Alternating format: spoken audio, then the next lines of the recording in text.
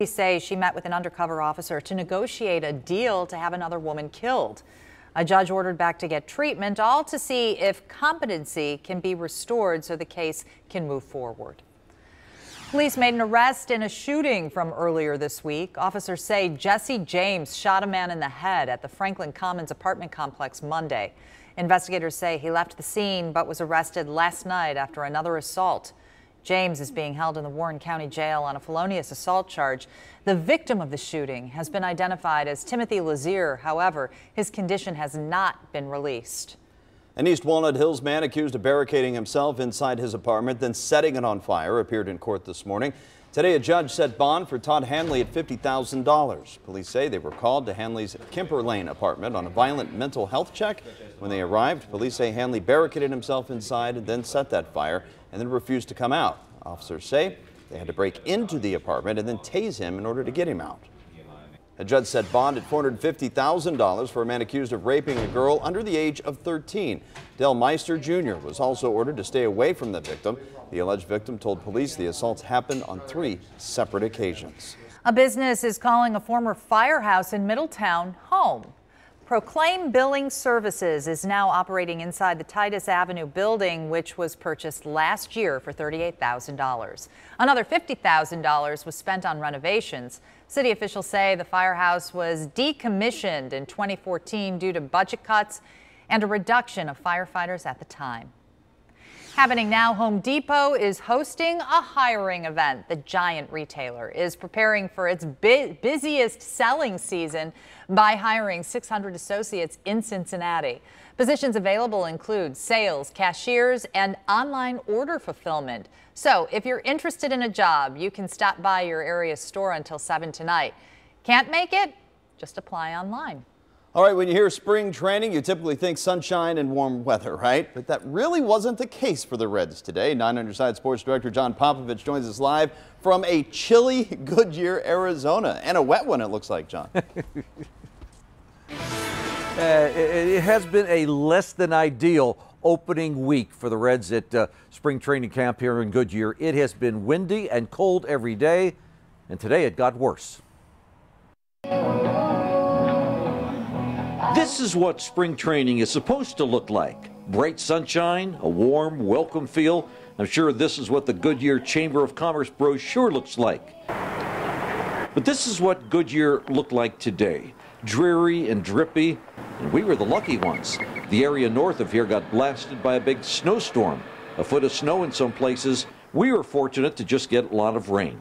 Baseball changes, but it doesn't stop on a day like this. In fact, David Bell told us this morning that a plan was already in place for a rain day. The indoor batting cages, largely ignored when the sun shines, got a lot of work. And there's training areas where life went on as usual. The weight rooms are full. Training, conditioning, strengthening weren't affected at all by the rain. I found it interesting that David Bell said there are benefits of having this kind of day to change the work pattern. And pitcher Sonny Gray said it has benefits to change the social routine. I think it's a good day to, I think we have some meetings going on, but you can just see it around the locker room. It's a good day to, get to know guys and for guys to come together. There's ping pong being played. There's, you know what I mean? So it's a good day for guys to hang out and get to know each other. Tomorrow's supposed to be a little bit better, a little bit anyway. It still has a chance of rain, but the long-range forecast is for better weather and warmer weather, and that's great because starting Saturday, the Reds begin Cactus League play. John Popovich, 9 on your side, live in Goodyear, Arizona. Better weather and warmer weather is what folks expect. Yeah. All right, switching gears a little bit. Child sex dolls could soon become illegal in Kentucky. Yeah, the case that influenced lawmakers to create the proposed bill. We'll talk about it coming up. And 3 men accused of running a baby formula theft scheme. Next at 5, authorities walk us through how the illegal operation worked. Steve. Might have got in some work at Great American. You know, it was 49 degrees. The Reds could have got some hitting in. 45 is average, so we're a little milder than usual. We're coming back to talk about how more rain is right around the corner. Coming up. You're watching 9 on your side at 5. Hundreds of cases of stolen baby formula shipped across the county. Now 3 Butler County men are behind bars and being investigated by the feds. And as 9 on your side's Tamika Artist explains, one of the suspects used his family's convenience store in Coleraine to run the illegal operation. Tamika. Yeah, well, as you can see, the sign on the store says open, but the doors of Pit Stop are closed. 3 of the employees here now in police custody, not for what they were selling, but for what they were buying and how they were doing it. The U.S. Attorney's Office for Southern Ohio ordered the early morning raid. Investigators say the 3 Pit Stop employees paid drug addicts for stolen baby formula that would then be shipped and resold in other parts of the country.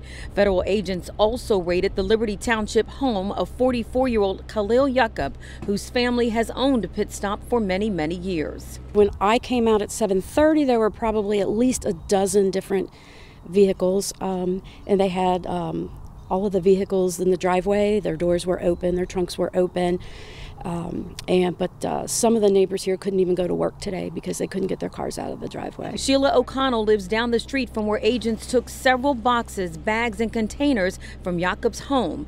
Detectives believe hundreds of cans of stolen baby milk were shipped between 2017 and this year. This is a really quiet neighborhood, and these people are very quiet, very private. Nobody in the neighborhood really knows them. Also charged with transporting stolen property and conspiracy, 44-year-old Khalil Jagama and 41-year-old Yasser Saleh. Neighbors tell 9 on your side that Yaqub lived here with his wife and 2 children, but they pretty much stayed to themselves. As for the very serious charges he's now facing, it's really hard to say. They've been here, I would say, about 10, 12 years maybe. We don't really know them. All right, well, investigators also say that those hired shoplifters or boosters, if you will, were actually threatened at gunpoint by the 3 suspects if they ever went to the police to tell them about what was going on. Well, of course, those 3 suspects are innocent until proven guilty, but if convicted, they could face up to 20 years behind bars each. Reporting live, I'm Tamika Artist, 9 on your side. Tamika, thank you. The Kentucky State Senate passed a bill to make possessing a child sex doll illegal. The Senate bill would prohibit owning anatomically correct dolls or robots that resemble minors and are meant for sexual purposes. The bill was introduced after prosecutors were not able to prosecute a man who ordered sex dolls resembling an infant and a young girl last year. Meijer is taking part in the fight against the opioid epidemic by launching a drug take-back program in all stores. The retailer is installing secure in-store kiosks designed to help people safely and properly dispose of unused or expired prescription drugs at no cost. This is to cut down on the misuse of prescription drugs. The kiosks can be used during pharmacy hours. 3rd graders at Kilgore School take a unique approach to learning about Black history. Writer and attorney Michelle Obama. And we also have former U.S. President and attorney Barack Obama. So back in December, about 40 students picked out a famous African American who they wanted to do some research on. Students picked influential people such as Oprah Winfrey, Barack Obama, Harriet Tubman, and the Williams sisters.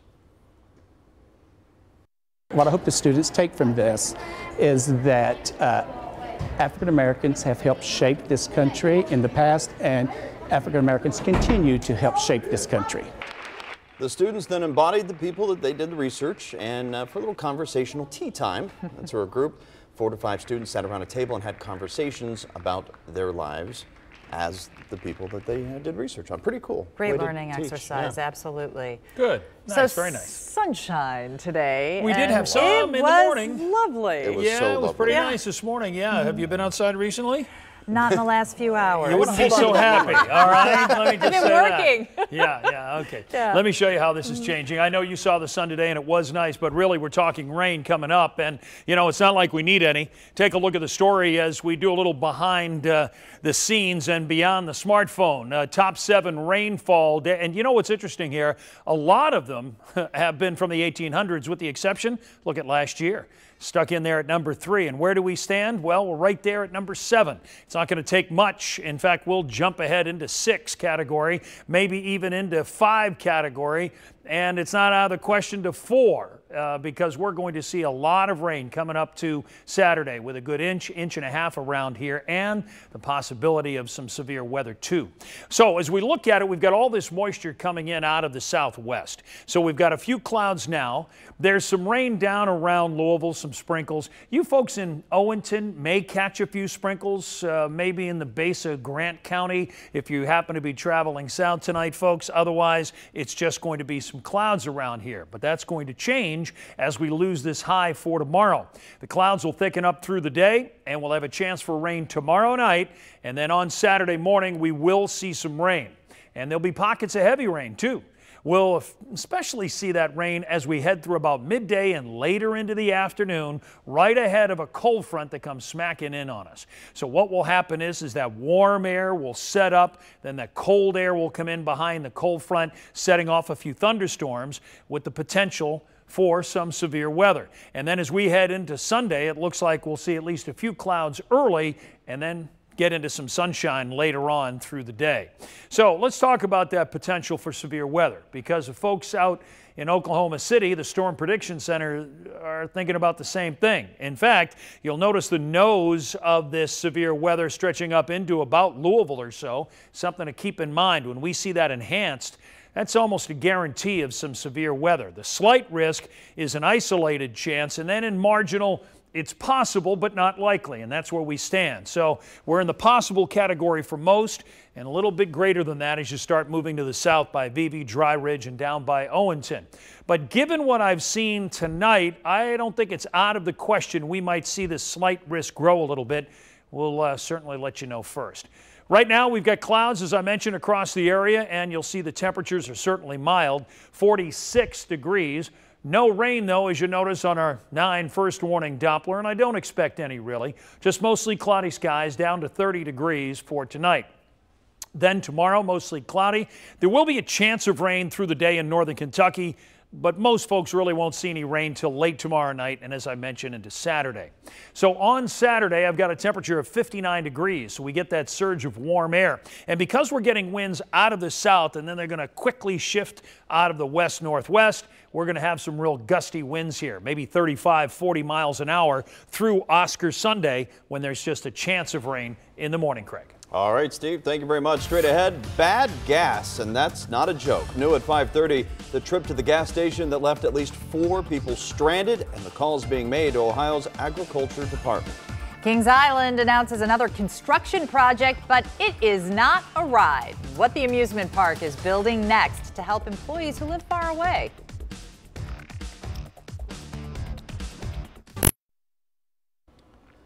Want to work at Kings Island but live kind of far away? Well, Kings Island is coming up with a solution for that. Yeah, the amusement park is building dormitories.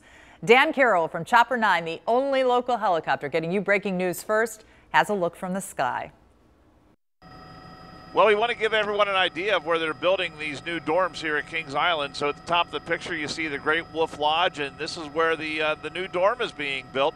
When it's finished, they're going to call it the One Team Village. And they're going to have all kinds of nice stuff. They're going to have free Wi-Fi. They're going to have a convenience store. They're going to have a recreation center with big screen TVs. And it's designed, they say, for associates that work at the park who have to travel more than 25 miles in order to get here. So not only can you work at the park during the summertime, you can live here as well. And the cost is only $65 a week. And by some standards, that doesn't seem too bad. So it'll be a new adventure for young people that choose to work at Kings Island in the summertime, and they're just getting started. It'll be interesting to see what it looks like when they have this project complete. I'm Dan Carroll in Chopper 9. All right, thanks, Dan. The gas tax has hit the Ohio legislature, so we decided to hit the road. Coming up new at 5:30, we run the numbers on the changes that you can expect to see if a gas tax is approved, and Tri-Staters share what they think of the hike. Rolling into the new year, in Don't Waste Your Money, John Matarese has a look at the best cars and SUVs for 2019. 9 on your side starts now. The credit cards are maxed out, and the long-term health of Ohio's transportation system is now at stake. And that's the reason why Governor Mike DeWine wants to increase Ohio's gas tax. The recommendation was introduced today in Columbus. The DeWine administration suggests increasing the gas tax by 18 cents a gallon starting July 1st. The current tax is 28 cents per gallon. Ohio's gas tax hasn't been raised since 2005. The extra money would go towards fixing bridges, highways, and other infrastructure improvements. Estimates from the Ohio Department of Transportation show that Cincinnati would get an extra $6 million a year. The money created by the tax hike would be split 60-40, with more going to the state. Well, consumer reporter John Matarese is here now to break down what this means for you, the average driver. So what can people expect if this is approved, John? Yeah, a lot of people are asking that now, Kristen. Right now, Governor DeWine is asking for a substantial increase in the gasoline tax, as you just said. Now, Ohio lawmakers might knock that amount down a little bit, but it looks right now that whatever they do, the price we pay at the pump is going to have to go up. The week that gas prices jumped to their highest level of the year might not be the best time to talk about a new gas tax. Governor Mike DeWine's proposal of an 18-cent a gallon tax would raise today's prices from $2.48 to $2.66. It'll be expensive. I don't know why they do that. But once they heard the details, drivers like Manuel Ortiz supported the idea if it means fixing Ohio's roads. I see holes, potholes everywhere. So if they would use the money for that, it makes sense. When drivers here in Norwood realized it would raise $7 billion for road repairs, they warmed to the idea. I'd rather pay the 15 cents rather than keep getting my tires changed because of the potholes. Now sure, 18 cents a gallon kind of sounds like a lot of money. So we wanted to know, how much more would you really have to pay when you grab your cup of coffee in the morning and head out for your daily commute? Let's say you drive from Mason to downtown Cincinnati, a 25-mile commute or 50 miles per day. If you get 20 miles per gallon, you use 2.5 gallons daily, so you burn 12 gallons of gas a week commuting. You would pay an extra $2.16 in tax weekly, the cost of that 1 cup of coffee. Still, people who drive their personal cars for a living, like Jade Razor, would prefer a smaller tax hike. I couldn't imagine having to drive and pay that much more than I already do. I spend probably at least $20, if not more, each week. But even she agrees something desperately needs to be done about Ohio's roads. Oh yes, they're in bad shape. Now, this would be the first increase in Ohio's gas tax in almost 15 years, and it would make Ohio gas prices, listen to this, 10 to 15 cents a gallon higher than Kentucky prices. That would be a sharp turnaround from recent years. I'll be back in a few minutes with a warning about a new TurboTax scam and other consumer news. Greg? All right, John, thank you very much. 4 drivers were stuck after pumping tainted gas in Middletown. Listen to this. The gasoline had water in it. An inspector found water streaming into the underground tank because of a missing cap. The damage was so bad, police made the gas station put bags over their pumps. The Butler County auditor is using this incident to call on Ohio agriculture officials to implement a uniform fuel quality testing program. The Ag Department tells us it has not tested gasoline for quality for the past 11 years. 9 on your side's Kristen Swilley is following the story. Look for more details coming up at 7. The trial of an Ohio woman accused of killing her 3 sons has been delayed. The defense representing Brittany Pilkington wants to know if she suffers from brain damage. 3 of Pilkington's sons died over a 13-month period in Bell Fountain in Logan County. Prosecutors accuse her of suffocating the boys in 2014 and in 2015 because their father gave them too much attention. A judge in Fairfield is accused of routinely violating the constitutional rights of people being held in the Butler County Jail. And one of those inmates filed a federal lawsuit against Judge Joyce Campbell, Butler County Sheriff Richard Jones, and the city of Fairfield. Ansel Cattle filed the suit after he claims that he was held in jail for 5 days last February without being arraigned. Cadell was arrested for an alleged traffic violation. He is licensed to carry concealed weapons, and he had a gun in the trunk of his vehicle. All charges were dropped. Courts, as you may know, are required to have an arraignment within 48 hours unless extraordinary circumstances can be proven. Attorneys for Campbell and the city of Fairfield declined to comment. No word yet from Sheriff Jones either. The attorneys who filed the suit told our partners at the Hamilton Journal-News that they have identified 70 or more people who were held for more than 48 hours. Several landslides have closed a 4-mile stretch of highway. Today, crews from Campbell County were out along the Mary Ingles Highway cleaning up that mess. Dan Carroll was in Chopper 9, the only local helicopter getting you breaking news first to check that landslide. As he reports, crews have more than just debris to be worried about. So we came out to look at this landslide here on Route 8, the Mary Ingles Highway, and what we saw was a very familiar scene, an area where a lot of tree limbs have come down and a lot of dirt right over the highway. And this one just happens to be right in front of the Aqua Ramp Marine. Largely shut down because of the wintertime, but there's still a lot of boats stored here, and they've got a little bar right down here, so they're probably still doing some business, even though it's still in the wintertime. So they've got quite a bit of debris on this part of the road, and this is the only section of Route 8 where we saw the actual dirt coming over the top of the road. There are some other sections that look like the road has given way underneath, and those sections may need to be repaired as well before they can get this open once again. I'm Dan Carroll in Chopper 9.